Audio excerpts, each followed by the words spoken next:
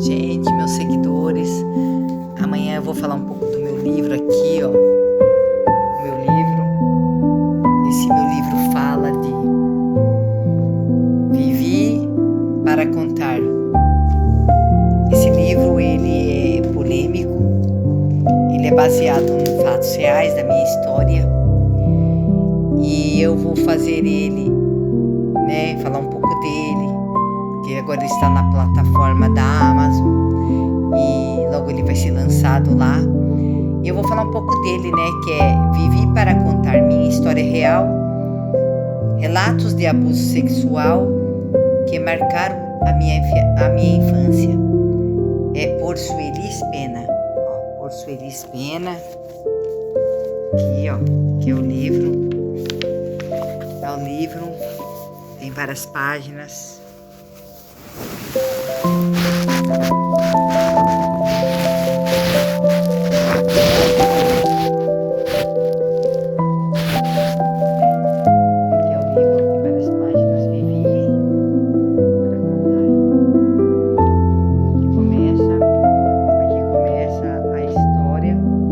Sobrevivi para contar memórias de resistência contra abuso, violência e abandono institucional. É Suelis Pena de Oliveira. Aqui é meu livro. Aqui eu tenho 12, eles são 12 capítulos. Sobrevivi para contar é o testemunho inadiável de Suelis Pena de Oliveira. Uma voz que emerge da fronteira entre o antes e o depois, onde a vida se recusa a ceder. Este livro não é uma simples biografia, mas uma imersão visceral nas memórias de uma mulher que desde a infância confrontou a escuridão da violência e do abuso, perpetrados por estranhos, por fardas e, mais cruelmente, por aqueles de seu próprio sangue. Então, revela-se também a falha sistêmica das instituições que documentam a dor, mas esquecem a alma, deixando um rastro de abandono. Através de uma narrativa crua e autêntica, Sueli desvenda sua jornada de resistência, não em busca de um final feliz, idealizado, mas na construção de um caminho onde a justiça é uma tarefa interna e a paz, a capacidade de encontrar serenidade dentro da batalha, a presença da filha surge como uma prova viva de que o ciclo pode ser rompido. Um manifesto de esperança que se ergue da adversidade. Ao compartilhar sua verdade, a autora transforma o trauma em um ato de agência, convidando o leitor a uma profunda reflexão sobre a capacidade humana de persistir e florescer. Apesar de tudo, este é um grito que ecoa um farol de resiliência.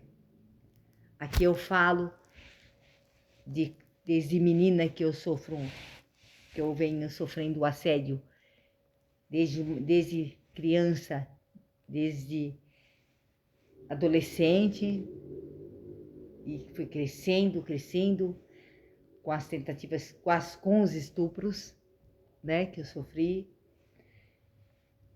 E continuo ainda sendo assediada até agora, mesmo com a minha idade que eu tenho. Por pessoas até que eu não posso nem revelar agora.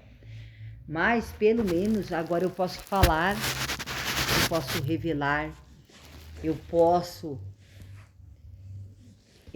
avisar as pessoas que dentro da própria casa, o seu abusador pode estar mais próximo dos seus filhos, aonde você menos imagina, que era o abusador desde que eu era menina, estava dentro da minha casa, estava na hora que eu ia dormir, estava nos domingos, quando a pessoa vinha me visitar, uma outra pessoa também. Então, são vários abusos de fatos reais que eu quero contar. E esse livro eu vou vender, ele é muito...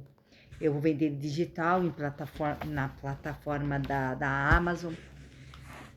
E ele é muito polêmico, Porque agora, antes nós tínhamos vergonha de falar quando aconteciam os abusos. A gente não tinha coragem de falar. Mas hoje podemos falar sim. Doa quem doer. Mas hoje nós podemos falar. A persistência, aqui é o final do livro, a persistência não é apenas sobreviver fisicamente, mas é o ato contínuo de construir, de criar, de resistir ativamente.